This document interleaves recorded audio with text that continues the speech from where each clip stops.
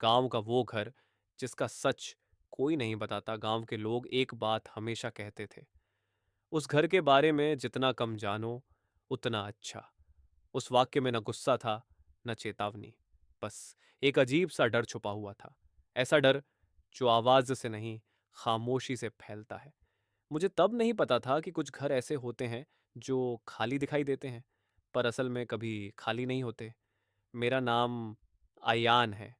मैं शहर में पैदा हुआ, शहर में ही बड़ा हुआ, जहाँ रातें शोर से भरी होती हैं और सन्नाटा सिर्फ किताबों में मिलता है। भूत, प्रेत, आत्मा, ये सब मेरे लिए बस कहानियां थीं, डरावनी जरूर, पर झूठी। यही वजह थी कि जब पापा का ट्रांसफर हुआ और हमें देवपुर नाम के एक छोटे से गांव में आना पड़ा तो मुझे लगा ये बस जगह बदली है, जिंदगी नहीं। पर मैं गलत था। देवपुर अजीब तरह से शांत था। दिन में भी लोग कम बोलते थे, जैसे हर कोई सोच समझकर शब्द खर्च कर रहा हो। और रात को तो ऐसा लगता था जैसे पूरा गांव सांस रोककर सोता है। हवा चलती थी, पर पत्ते हिलने की आवाज़ नहीं आती थी। कुत्ते होते थे, पर भौंकते नहीं थे। और इसी खामोशी के बीच गांव के बिल्कुल कोने में एक घर था। पहली बार जब मैंने उसे देखा तो मेरा दिल बिना वजह जरा तेज धड़क गया।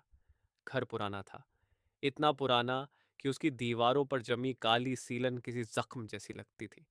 खिड़कियों के शीशे या तो टूट चुके थे या फिर अंदर से काले रंग से ढंके हुए। दरवाजा आधा झुका हुआ था, जैसे किसी ने भागते हुए छोड़ा हो। उस घर के आसपास कोई पेड़ नहीं था, कोई जानवर नहीं, यहाँ तक कि घास भी नहीं उगी थी। जैसे जमीन खुद उस घर से दूरी बनाए रखती हो। मैंने पहले ही दिन पापा से पूछा, ये घर कौन सा है? पापा ने मेरी तरफ देखा, फिर नजरें हटा लीं। माँ ने तुरंत बात बदल दी, खाना ठंडा हो रहा है। और जब मैंने पड़ोसी से पूछा तो उसने बस इतना कहा, उस घर के बारे में सवाल मत पूछो। उसके बाद एक अजीब सी चुप्पी छा गई। उस रात मुझे नींद नहीं आ रही थी। नया कमरा था, नया गांव था, पर बेचैनी नई नहीं थी।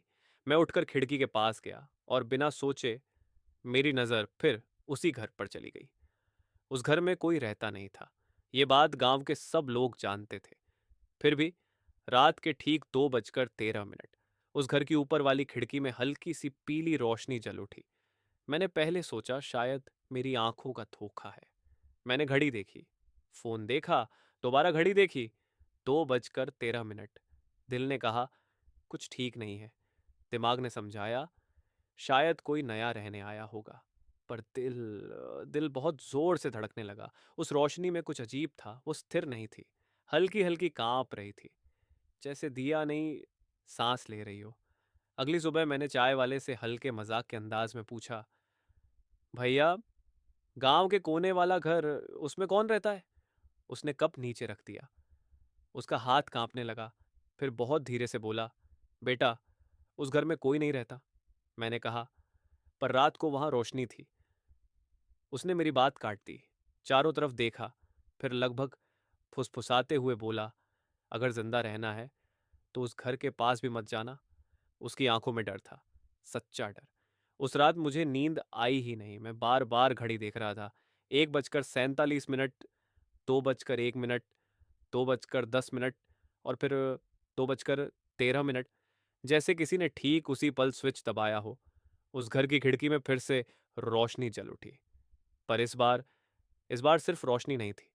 मैंने देखा, खिड़की के पास कोई खड़ा था, एक साया, बिल्कुल सीधा, बिना हिले।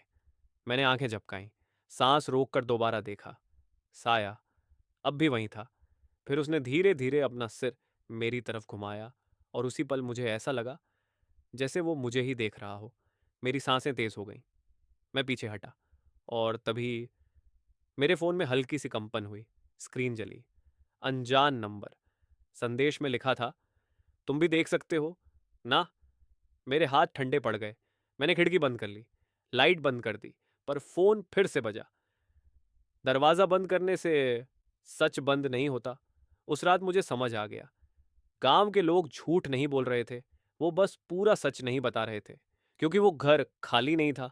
और शायद उस घर को पता चल चुका था कि मैं उसे देख चुका हूं।